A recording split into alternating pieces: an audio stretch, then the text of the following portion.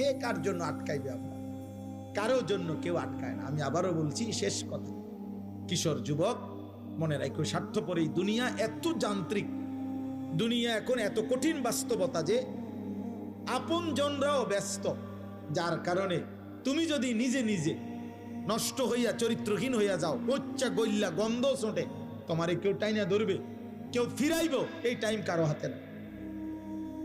আমার এই কথা এক ছেলে হলে বাস্তবতা বড় কঠিন এখন, কারণ মানুষের এখন উপার্জন দরকার বেশি। 10 টাকার পণ্য 1000 টাকা।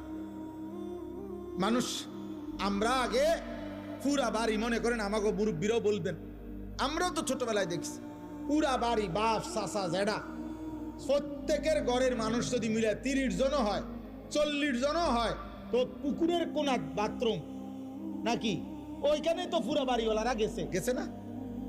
তাহলে আগে তো